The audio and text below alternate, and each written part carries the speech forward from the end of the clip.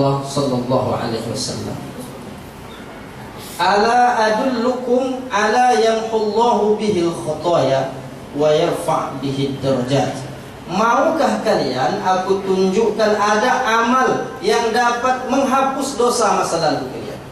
Tak hanya sekedar menghapus dosa masa lalu, wa yarfa' bihid darajat, mengangkat derajat kalian di masa yang akan datang. Ada dua yang ditawarkan Nabi. Satu, kalau engkau laksanakan amal ini dapat menghapus dosa masa lalumu. Yang kedua, dapat mengangkat derajatmu di hadapan Allah Subhanahu wa taala.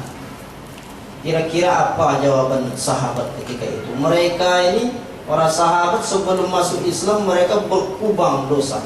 Mulai dari khamar, mulai lagi dari sistem ekonomi riba, kemudian semualah yang zalim-zalim, adu suku, peperangan, itu sudah menjadi hobi mereka. Ketika Nabi datang menawarkan, maukah kalian aku tunjukkan ada amal yang dapat menghapus dosa kalian? Tentulah sahabat-sahabat sangat menginginkan. Lalu mereka menjawab, bala ya Rasulullah, tentu saja ya Rasulullah. Mana dia amal yang dapat menghapus dosa itu? Mana dia yang dapat mengangkat derajat kami itu? Lalu Rasulullah menyebutkan ada 3. Nah, itulah yang kita bahas. 3 amal yang dapat menghapuskan dosa masa lalu kita, mengangkat derajat kita di sisi Allah. Yang pertama, kata Nabi, yang pertama adalah isbaghul wudu' 'alal makarih. Isbagh bermakna itmam, artinya menyempurnakan. Jadi ketika disebut isbaghul wudu', menyempurnakan wudu'. Kapan wudu disempurnakan? 'Alal makarih, pada kondisi-kondisi tidak menyenangkan. Makarih jamak dari makruh. Kita sering menyebut makruh, tak disukai, tak menyenangkan. Kapan kondisi tak menyenangkan itu? Karena hadis ini disebutkan dalam Sahih Muslim, maka disyarahkan oleh Imam Nawawi. Apa kata Imam Nawawi dalam hal ini? Bahwa yang dimaksudkan kondisi tak menyenangkan itu adalah pada musim dingin. Syita, rihlatas syita'i was-sayf, sering kita dengar dalam Al-Quran, itu surah Al-Quraish. Ketika musim dingin mereka takut menyentuh air. Tapi Nabi tawarkan, kalau engkau ingin dihapuskan dosa masa lalumu, walaupun kondisinya musim dingin, engkau tetap menyentuh air, tetap berwudu. Jadi ada contohnya, mereka yang takut dengan air ketika musim dingin tak mau berwudu, mereka tayamum saja. Makanya kalau begitu kita tak ada musim dingin, karena kita tropis, tak ada musim dingin. Kalau di tempat Syekh ini barangkali ada musim dingin. Suriah, Palestina, negeri-negeri Syam, Lebanon, itu ada musim dingin. Saat itu ketika orang tak mau berwudu, maka dia sudah tak mendapatkan janji yang disebutkan oleh Rasulullah. Tapi ada kalanya kita tak ada musim dingin, tapi kita pun tak mau menyempurnakan wudu. Apa sebab? Wudunya sembrono, karena ingin cepat-cepat, tergesa-gesa, akhirnya tak mempedulikan. Banyak anggota tangan atau wajah yang tak terkena air wudu. Maka ketika orang sembrono wudunya, dia tak dapatkan janji Rasulullah. Maka kalau kita ingin dihapuskan dosa masa kita sempurnakan wudu. Wudu dia bermakna an-nazafah. An-nazafah kebersihan. Al-hasan maknanya juga kebaikan.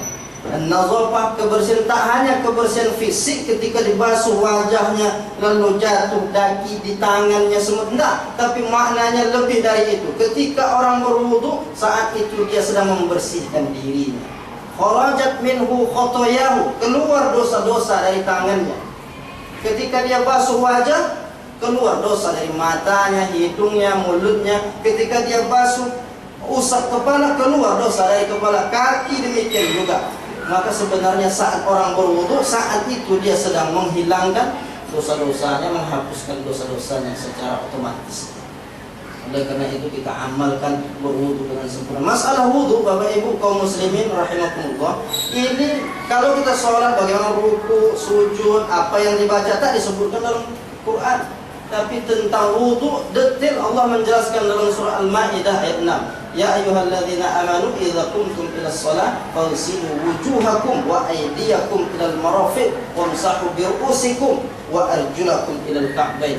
Itu disebutkan jelas urutannya. Tapi ketika ini dipahami berarti 4 itu sajalah. Tidak.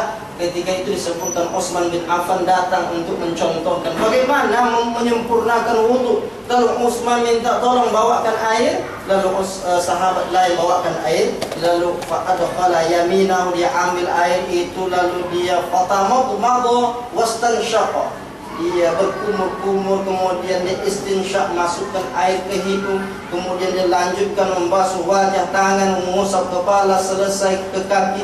Kemudian dia mengatakan, man tawadda'a wudu'i hadza, siapa yang berwudu seperti wuduku ini, wala yuhaddis nafsahu, lalu dia tak terpikir apa-apa setelah itu, tak berpikir tentang dunia, dia berpikir tentang akhirat saja, menuju untuk salat itu, ghufira lahu ma taqaddama min dzambihi, dihapuskan dosa-dosa yang telah.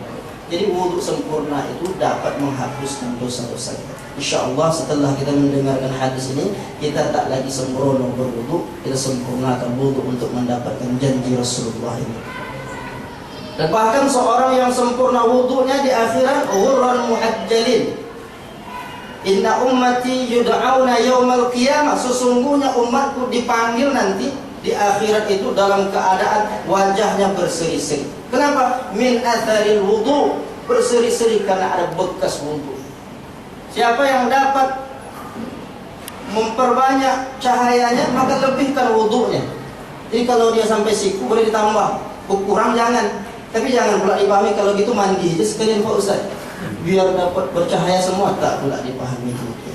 Nah, itu yang pertama, sempurna wudu. Yang kedua, wa kathratul khuta ilal masajid, memperbanyak langkah kita ke masjid. Itu disebutkan oleh Rasulullah. Kenapa Nabi sebutkan memperbanyak langkah ke masjid? Padahal zaman Nabi itu ada unta, ada bighal, ada kendaraan. Tetapi kenapa Nabi suruh banyak melangkah? Ada 2 makna. Satu maknanya memang banyak melangkah. Yang kedua maknanya selalu melazimkan diri untuk melaksanakan ibadah ke rumah Allah. Jadi tak pula dipahami karena sudah terbiasa pakai motor ke masjid, lalu karena dengar hadis ini tak mau lagi ke masjid. Kenapa? Tak ada disebutkan pakai motor melangkah, disuruh rumahnya jauh dari masjid, akhirnya tak jadi lagi ke masjid. Ini tak dipahami demikian. Boleh kedua-duanya dipahami demikian. Kita banyak melangkah. Itu ada kasusnya zaman Rasulullah, Jabir bin Abdullah. Ketika itu dia menghadap Rasulullah, ya Rasulullah, rumah saya jauh dari Masjid Nabawi. Boleh tak saya jual rumah saya yang jauh? Saya ingin pindah dekat ke Masjid Nabawi supaya selalu saya untuk beribadah ke rumah Allah. Kata Nabi, jangan engkau jual. Kenapa? Inna likulli khutwatin, karena setiap langkahmu itu akan mengangkat derajatmu, akan menghapus dosamu. Itu disebutkan kaki kanan langkah kita itu menghapus dosa, kaki kiri mengangkat derajat. Oleh karenanya kita amalkan itu. Kenapa Nabi sampai suruh banyak melangkah? Bahkan tak hanya Jabir bin Abdullah, satu suku Bani Salamah. Mereka ini suku yang jauh dari Masjid Nabawi. Mereka pun ingin minta kepada Nabi, kami ingin jual rumah kami yang jauh ni Rasulullah. Tapi kata Nabi, tidak. Karena apa? Ada janji Allah. Al-yawma nakhtimu ala afwahihim wa tukallimuna aydihim wa tashhadu arjuluhum bima kanu yaksubun. Pada hari ini mulut kami kunci, tangan kami buat berbicara, kaki kami buat dia bersaksi di akhirat.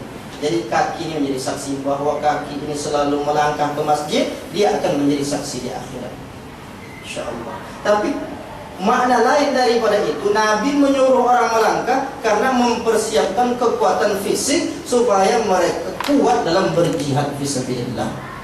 Nah, itu makna lainnya. Oleh karena itu ucapan Nabi ini tak sembarang ucapan, karena dia sebenarnya wa ma yantiqu 'anil hawa in huwa illa wahyu yuha. Itu jadi wahyu dari Allah sebenarnya yang diucapkan Nabi itu. Tapi orang sekarang melangkah banyak tapi tak ke masjid. Nah, itu masalahnya. Kalau kita tengok sore-sore di Masjid Agung tuh banyak orang melangkah, ya kan? Tapi nanti pas surah azan, Allahu Akbar, Allahu Akbar, masih melangkah juga. Padahal mestinya melangkah ke masjid kalau sampai azan masuk ke dalam masjid. Salat itu yang diinginkan. Tapi yang terjadi bukan mereka salat, tapi untuk mencari keringat saja. Nah, sekarang orang barulah kalau diproklamirkan tentang memperbanyak 10.000 langkah sehari, baru orang banyak melangkah. Padahal Nabi sudah ajarkan melangkah ini 14 abad yang lalu. Kita ini korban iklan. lebih suka mengikut budaya barat daripada hadis Nabi Rasulullah sallallahu alaihi wasallam. Mudah-mudahan kita ini ketika melangkah, kemudian Allah jadikan setiap langkah kita menghapus dosa kita dan mengangkat derajat kita. Yang terakhir intizar shalah ba'da shalah. Yang ketiga, menunggu salat sebelum salat, sesudah salat. Apa maknanya? Orang Islam ketika dia ingin mendapatkan janji Rasulullah ini, dia tunggu salat, belum lagi waktunya azan, tapi dia sudah standby di masjid.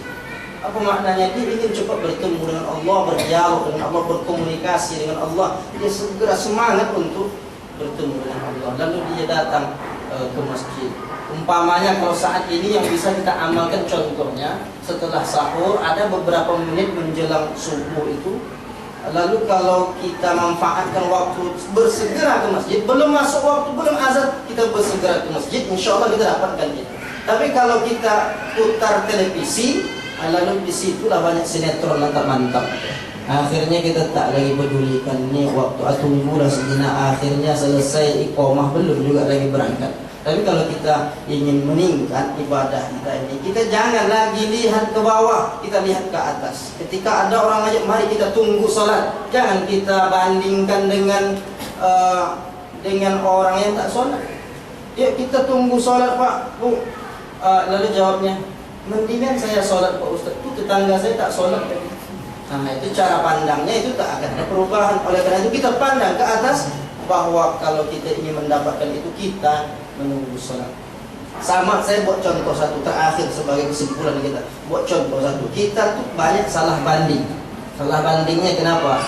Ketika kita berbuat baik, lalu ketika untuk perbuatan baik kita memandangnya ke bawah. Lalu misalnya kulit hitam dan putih itu bedanya apa? Kalau mungkin Bapak Ibu saya tanya, saya ini hitam atau putih, jawabnya apa? Tak dapat dijawab. Kenapa? Tergantung dibandingkan kepada siapa. Kalau dibanding sama Syekh ini, saya hitam. Tapi kalau dibanding saya sama orang negro, boleh jadi saya putih. Tergantung kepada apa kita bandingkan. Oleh karena itu, ketika kita ingin meningkat amal kita, membandingnya jangan salah banding. Jangan bandingkan dengan orang di bawah kita, dibandingkan dengan orang yang lebih bersemangat ibadahnya kepada Allah. Kalau tiga ini kita amal, di akhir hadis ini kata Nabi, fadzalikumur ribat, itulah ribat. Itulah ribat, artinya ikatan, mengikatkan diri untuk selalu taat kepada Allah dengan mengamalkan tiga hal ini. Orang Yahudi, Nasrani ada juga ribat. Mereka duduk di dalam som'ah, sawami, sinagog, apalagi tempat-tempat ibadah mereka, diam menjadi servan obgat, pelayan Tuhan. Kata Nabi, la rahbaniyata fil Islam, tak ada kependekaan dalam Islam. Tapi ribat di dalam Islam tiga hal itu: sempurnakan wudu, memperbanyak langkah ke masjid, menunggu salat sebelum datang waktu salat. Mudah-mudahan kita dapat mengamalkan ini, lalu dosa-dosa kita diampuni oleh Allah, diangkat derajat kita di sisi Allah. Amin ya rabbal alamin. Terima kasih atas perhatiannya. Subhanallahumma rabbana wa bihamdika, asyhadu an la ilaha illa anta, astaghfiruka wa atubu ilaik. Assalamualaikum warahmatullahi wabarakatuh.